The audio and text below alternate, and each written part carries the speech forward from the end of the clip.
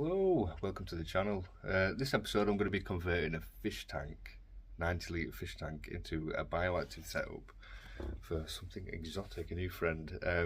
So if that's your kind of thing and you like stuff like that, I'm going to be delving into it quite a bit. I'm an impulsive guy and I tend to get into things, so I thought this is my next thing. So like I say, if you like it, stick around. I'm going to try and make this less about my ugly mug and toothy grin and more about my lovely plants and exotic tanks. So yeah, stick with us, you might like it. So I guess this is really phase one of the fish tank conversion into a vivarium. It's my first attempt at foaming the back wall, and because I'm viewing it from an angle, I'm going to do this side wall as well. So these two panes with the foam and flower pots, and just to give you an idea of the sort of area we've got inside, it's probably about 1.5 foot square and a bit taller than that as well, so there's plenty of room in there. So since I've decided to commence this whole project before the foam came, because I'm impatient and I've seen many ways to do this, I'm going to try a few different methods. I've just sprayed this side of foam, and instead of using silicone, I'm just going to see how it adheres to the actual foam while it's curing itself. So this is just a small side anyway. I've decided to incorporate a couple of bits of wood and a few pots into the main back wall, but this is just the side, so I'm going to see how this adheres and yeah, go from there. So update, if you're wondering how it cured to the foam itself, the answer is not very good at all. So we went with the silicone, and even though I'm struggling, but it's a lot better. And where it's patchy, I'm going to stick sphagnum moss and things like that, so I'm not too worried. Again, first attempt before my Exoterra comes. It's just a fish tank conversion, so no pressure. I think it's going to look great. Right, so we've had yet another setback. Ran out of silicone. Got an old tube, it's obviously quite stiff, and I was squeezing it and the fucking, it's come off. It broke in my hand. That's never happened before. Snapped the metal. I squeezed it so hard. Oopsie. Don't feel like I've had many setbacks, but it's not looking too bad. I'm bringing it to life now with some twiggage and moss, and hopefully when I've got some hardscape in there and things like that and a good substrate, I can hide these little bottomy bits. I think that's not looking too bad at all. When it's planted in, I think it'll look great. I actually ran out of silicone, so what I'm doing is I'm getting the flattish like chunks and using these little twigs as like pins into the moss. And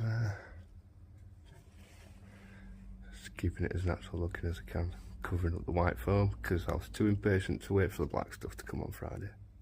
I think we're looking a lot more natural now. There's plenty of space for him to just lounge on them vines. I've gone for like a canopy against a high mountainside sort of drive. So we got it in situ, this is where it's going to live. So that's why I've done these two, because I'll be sat on my little spinny chair down here looking at the fish, the mantis. I'm going to cut this off so it's not wicking any moisture up into what I've built there. And I'm going to start with clay balls, just to get a good drainage layer. So all my pots are drilled as well.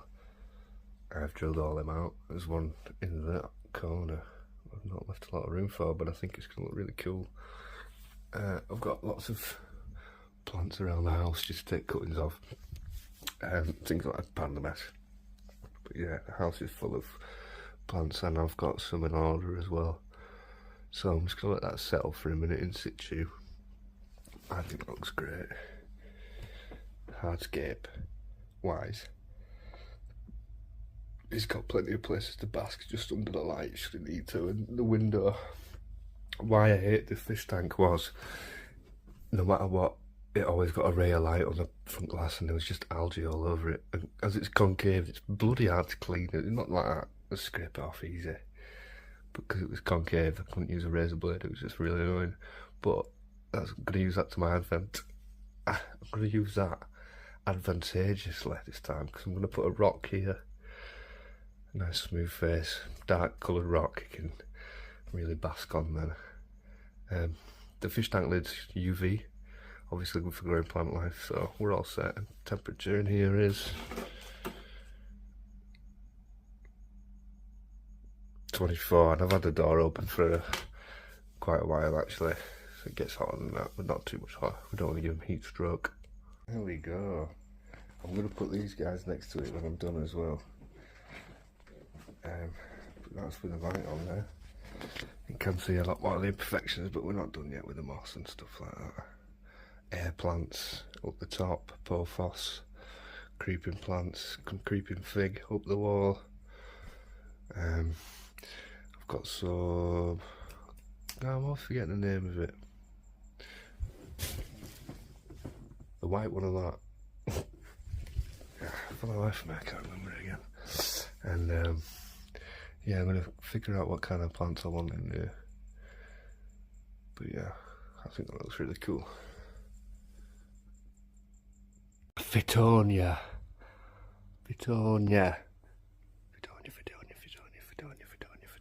So, I've got my clay pebbles. This is going to be my drainage layer. It's going to stop everything getting too mouldy while I go around. Might put this in. I like how they look, and I like this alocasia as well, which has also got plenty of babies I could take. I like the snake plant, peperomia jelly, got some sundews there, not the cactuses, but this is the Fittonia I'm going to be using. I'm going to take that, and maybe a cutting of that as well. I just love the texture of that leaf. Anywho, on top of the clay pebbles, I'm going to be using these cultures of springtails I've tried to collect from here. And this little paludarium, you can see it's absolutely thousands. I'm trying to catch them out. I'm going to use the word seeding. I'm going to seed this new tank with these. By that I mean bioactively. These are going to be doing the heavy lifting along with some isopods.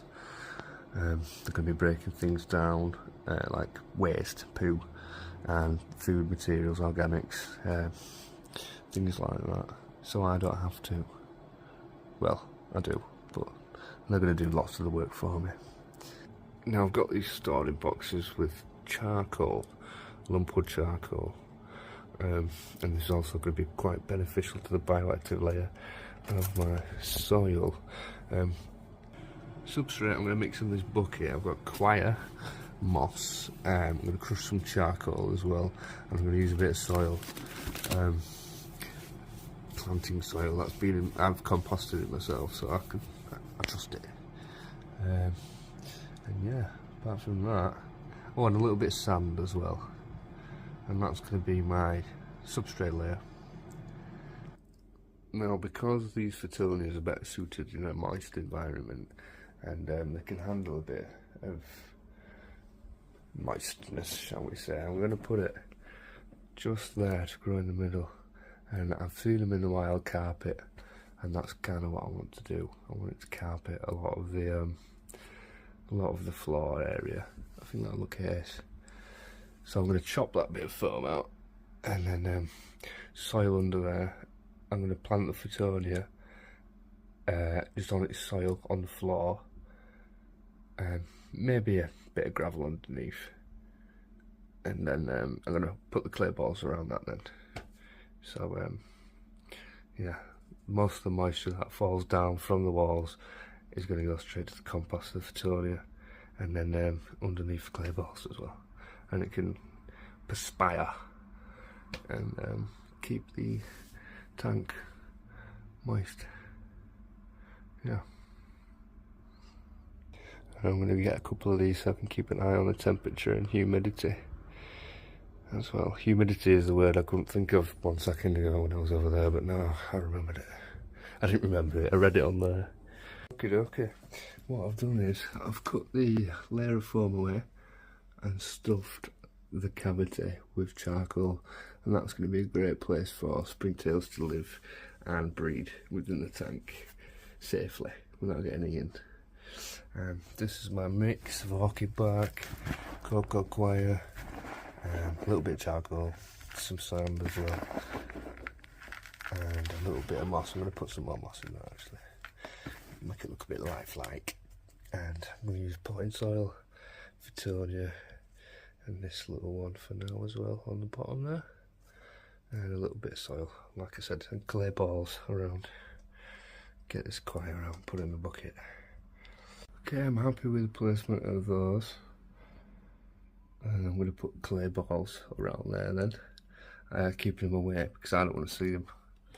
I think they're awful. I don't want to look at that. So, back in a flash. Here we are, very busy making a mess, but I've just run out under the shower to rinse most of the clay dust off, and it's best that you do put these in moist, just so that you retain a bit of moisture within the vivarium. It's just helpful. Anyway, yeah, let's get these in. Okay, that's the clay balls in. Sorry about the lighting. I've got an energy saving bulb. It's notoriously crap. Anyway, they are in. It's time for the substrate layer around these plants. A generous amount. I'm going to slope it, just so there's some sense of depth within the tank. I think it's more comfortable for whatever you're housing in there when it feels dimensional. Hold on, because I nearly forgot these buggers. Springtails. I'm going to put these towards the back as well, so bear with me. Okay, springtail culture, check. Now it's time for the substrate. The big mix. I've definitely made too much as well, so ah well. To pop the light on a bit for a minute there, I like to, and this is just a personal preference, press all these edges down, just again so it looks like it's sloping back for the depth. I think that'll creep really nicely. I've still got lots of decorative sticks, pardon the mess, to make it look a bit more. I'm going to start putting some cuttings of perfoss in now and give everything a mist down. Okay, so this is just what I had around the house. I'm still waiting for some plants on order, and I'm still going to pin some moss in where it's exposed kind of, but that's looking good to me.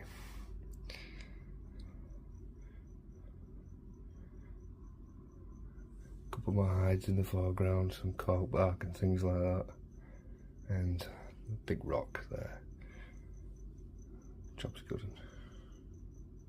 So, to conclude for now, I am going to wait until my plant delivery gets here just to decide where everything's going in the foreground. But for now, I'm just going to cap it off with some leaf litter. Yeah. Ta-da!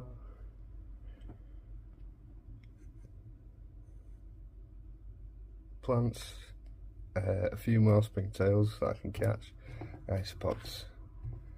That's all that remains. Fun little project. There we go, just move these next to each other now. Next to the fish. Beautiful. Hello people, just to summarise how I think it all went, I had a lot of fun. It was really enjoyable, that first little attempt. A few things I would have done differently. I'd have exercised a little bit more patience waiting for the black spray foam, because seeing even the tiniest bits of white through the coir and stuff, it irritated me. And if you're anything like me, it'll probably irritate you as well. So just a little warning there, patience, and that's it. The rest of it was straightforward. There's no set rules really, it's all about finding out for yourself. There's loads of people doing it on YouTube, so if you're ever stuck, just look a few names up. That's all I do. So I've massively been inspired by other YouTubers to have an attempt at this. The background especially, I'm always I've always been about bioactive setups, but I haven't done a background before. So it was lots of fun, yeah. So I had many issues. I can't lie to you, but again, I'm wiser now for it. You got to make mistakes if you want to know how to remedy them, and that's how you learn quick. You throw yourself at the deep end. But yeah, I would wait for the black. I'd use more silicon. Definitely more silicon. I won't waste my time trying to stick. As sticky as foam is when it's going off, it's not sticky enough. That was a mistake I made there. So, and another thing, I would have done this a bit sooner. So what I did was I modified the lid. It was like a lifty up flappy thing to feed the fish before, so I took that off and used a mesh, and I did the same for that. I had to stitch through this, so it took a long time because I don't have a plastic cutting grinding bit. I work with stone, so that was a lot of fun, and I'm sure my neighbour enjoyed listening to me. But yeah, that's all it is. Any questions? I am a complete novice, but do feel free to put them in the comments or whatever you like. I will get back to you. But this has been a really fun project. I've enjoyed it, so thank you all very much if you're still there. And I'm sorry I'm boring. Sorry my videos are so poor quality. Yeah, I have a rubbish phone, and I don't know about editing yet, and I know I owe you more than that, so I will look into it. But as I've just been stitching videos together in my phone, which has been quite helpful. I've never done anything like that before, so yeah, it's all new to me. All of it's new. Thanks for listening. So it's been a few days now. I just want to show you how we're looking.